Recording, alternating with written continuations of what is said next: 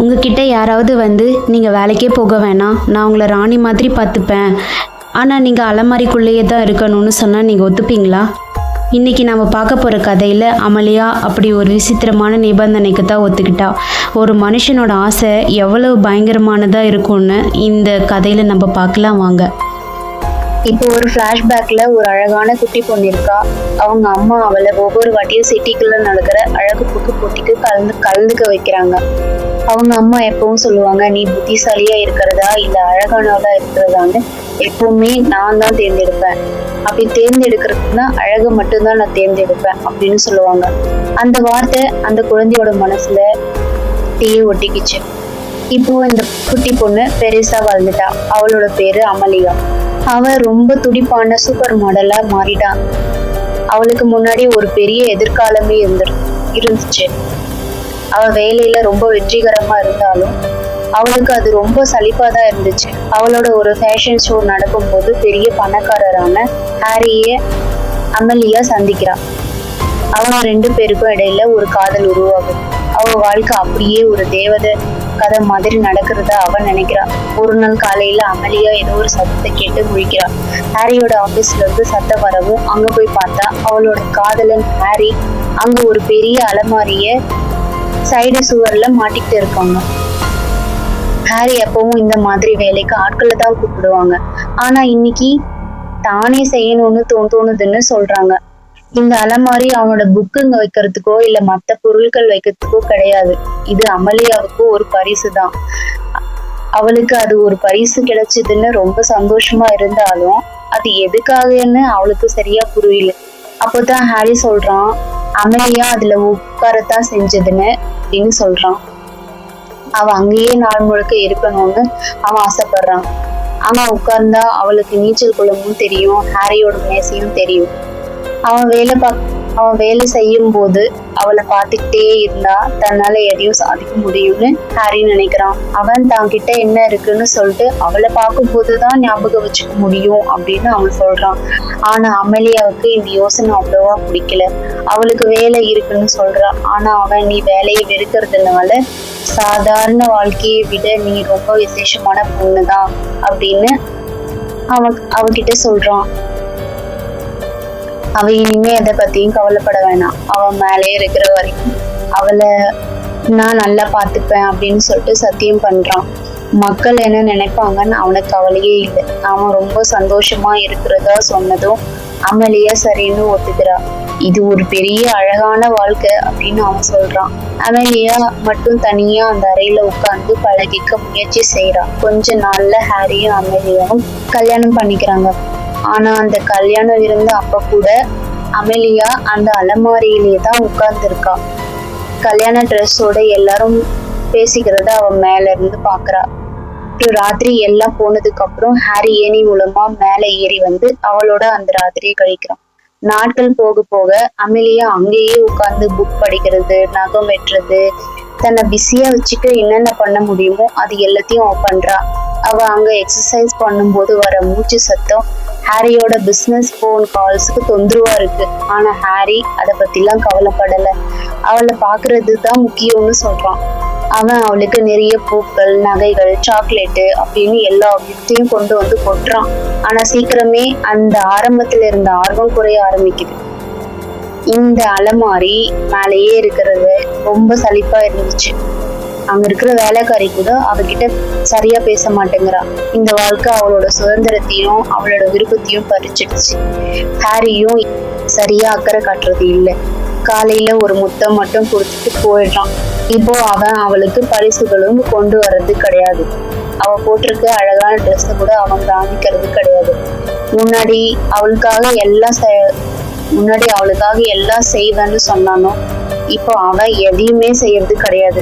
முன்னாடி அவளுக்காகத்தான் எல்லாம்னு சொன்னவன் அவ கொடுக்குற சின்ன சத்தம் கூட அவனை ரொம்ப எரிச்சல் படுத்துது. அவ பேச முயற்சி பண்ணா கூட அவன் அதை கண்டுக்க மாட்டேங்கிறான். ஒரு நாள் மதியம் அமெலியா ரொம்ப அழகான ஒரு ட்ரெஸ் போட்டுட்டு வரா. ஹாரி தன் பாப்பான்னு நினைக்கிறான். ஆனா ஹாரி ஜன்னல் வெளிச்சம் தன் மேச மேல வருதுன்னு சொல்லிட்டு ஆட்களை விட்டு அதை சரி பண்ண சொல்றான். இப்ப அமெலியா தன் கணவரோட முதுகு பக்கத்தை தான் பார்த்துட்டு இருக்கு. அவளுக்கு அழுகையா வருது. 3 வருஷம் இதே மாதிரி போயிடுச்சு. அமெலியா இன்னும் அங்கேயே தான் உட்கார்ந்துட்டு இருக்கா. ஹாரி வேலை முடிஞ்சு வர சத்தம் கேக்குது. ஆனா அவன் அவளை பார்க்க வரல. அவனுக்கு அவளை பார்த்து சலிச்சு போச்சு. அமெலியா அவனை கூப்பிட்டு சத்தம் போடுறா. ஆனா அவன் கண்டுக்கவே இல்லை. இதுதான் அமெலியாவோட பொறுமையை சோதிக்கிற கடைசி விஷயம். இனிமே அங்க இருக்க முடியாதுன்னு அவன் முடிவு பண்றான். அங்கிருந்து இறங்குறது நினைச்சதை விட ரொம்ப கஷ்டமான விஷயம். தரைக்கும் அதுக்கும் தூரம் கம்மி தான். ஆனா 3 வருஷம் அங்கேயே இருந்ததால அவளுக்கு பயம் இருக்கு. அவன் முதல்ல ஒரு செருப்பை தூக்கி கீழே போட்டு பாக்குறா. அது கீழே விழறத பார்த்து அவளுக்கு இன்னும் பயம் அதிகமாயிடுச்சு. இருந்தாலும் அங்கிருந்து போகணும்னு முடிவு பண்ணி 2வது செருப்பையும் தூக்கி போட்டு ஒரு தைரியத்துல கீழே குதிக்கிறா. அவளுக்கு அது ஒரு பெரிய பள்ளத்துல விழுற மாதிரி பயமா இருந்தாலும் நிஜத்துல அவ தரையில காயமே இல்லாம தான் சீக்கிரம் விழுந்துடுறா. ரொம்ப வருஷமா நடக்காததுனால அவளால சரியா நடக்க முடியல. அங்க இருக்கிற மற்ற பொருள்களை பிடிச்சிட்டு மெதுவா எழுந்து வெளியே நடந்து வரா. வெளியே வர காத்து ரொம்ப பிடிச்சிருக்கு அவளுக்கு. உலகத்தை முதல் முறையா பாக்குற மாதிரி இருக்கு. ஒரு குழந்தை மாதிரி அவ ஆச்சரியமா எல்லாத்தையும் பாக்குறா. ரொம்ப சந்தோஷமா சுத்திட்டு வந்து அங்க இருக்கிற தண்ணிய தொட்டு பாக்குறா. டென்னிஸ் பாலை தூக்கி போடுறா. அப்படியே டான்ஸ் ஆடுறா. அப்புறம் ஒரு லாரியில ஏறி சிட்டிக்குள்ள போயிடுறா. அங்க போனதும் அப்புறம் அவளோட பயம் எல்லாம் முழுசா போயிடுச்சு. எல்லார்கிட்டயும் சந்தோஷமா பேசுறா. அங்க இருக்கிறவங்க கிட்ட டான்ஸ் ஆடுறா. ஒருத்தரோட வண்டியில லிஃப்ட் கேட்டு போறா. அங்க இருந்து பீச்சுக்கு போறா. அங்க மத்தவங்களோட சேர்ந்து டான்ஸ் ஆடிட்டு கடைசியில கடலுக்குள்ள ஓடி குதிக்கிறா. அந்த தண்ணியோட குளிர்ச்சி அவளை நிஜ உலகத்துக்கு கொண்டு வருது. அப்புறம் அவ அங்க இருக்கிறவங்களோட பேச ஆரம்பிக்கிறா. ஆனா அவங்க யாருமே அவளை கண்டுக்கல. அவளுக்கு ஒரு துண்டு கூட கொடுக்க மாட்டேன்றாங்க. குளிருதுன்னு அவ திரும்பவும் சிட்டிக்குள்ளேயே போறா. அங்க ஒரு மேக்கப் கடையில மத்தவங்க மேக்கப் போடுறத பாக்குறா. ஜன்னல் கண்ணாடியில தான் முகத்தை பாக்குறா. மேக்கப் எல்லாம் கலைஞ்சு போய் ரொம்ப மோசமா இருக்கு. திரும்பவும் அழகா இருக்கணும்னு அவ ஆசைப்பட்டு கடைக்குள்ள போறா.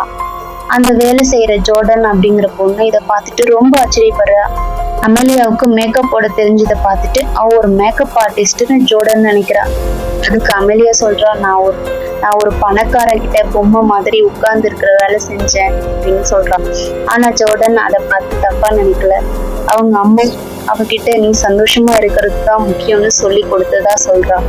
அமெலியா அவங்க அம்மா சொன்ன அந்த வார்த்தை புத்தியை விட அழகுதான் முக்கியம் அப்படின்னு சொல்ற தத்துவத்தை ஜோர்டன் கிட்ட சொல்றா. அதுக்கு ஜோர்டன் சொல்றா நீ எதை தேர்ந்தெடுக்கணும்னு உன் இஷ்டம்தான் அப்படின்னு சொல்றா.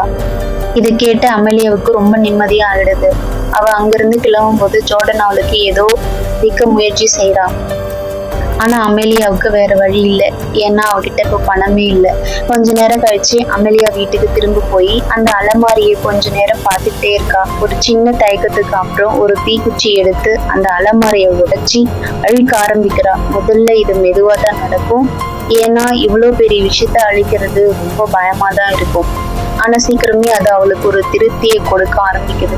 அதனால அமெலியா ரொம்ப வேகமா அந்த அலமாரியை உடைக்கிறான். அந்த இடத்துல அலமாரி இல்லைன்னு ஆகுற வரைக்கும் எல்லாத்தையும் அடிச்சு நொறுக்குறா. ஒரு வருஷம் கழிச்சு அமெலியா பிராண்ட் அப்படின்னு ஒரு மேக்கப் கடையை திறக்கிறா. அது ஒரு பெரிய ஹிட் அடிக்குது. வெளியே எப்பவும் மக்கள் வரிசையில காத்துக்கிட்டு இருக்காங்க. ஆனா அந்த கடையில கூட அமெலியா பழைய மாதிரி சில விஷயங்களை செய்யறா.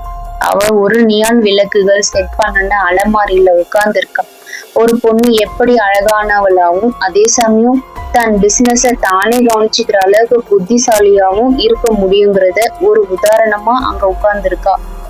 அவளுக்கு மேல எல்லாரும் பார்க்கட்டும் அப்படின்னு ஒரு போர்டும் இருக்கு. அமெலியா இன்னமும் பெண்களை குறைவாதான் எடை போடுற அந்த அழகு உலகத்துல ஒரு கருவியா ஒரு அழகான பொம்மையா தான் உட்கார்ந்துகிட்டு இருக்கா. இந்த விளக்கமும் படமும் உங்களுக்கு பிடிச்சிருந்தா அப்படியே ஒரு லைக் போடுங்க, சப்ஸ்கிரைப் பண்ணுங்க. தேங்க்ஸ் ஃபார் வாட்சிங்.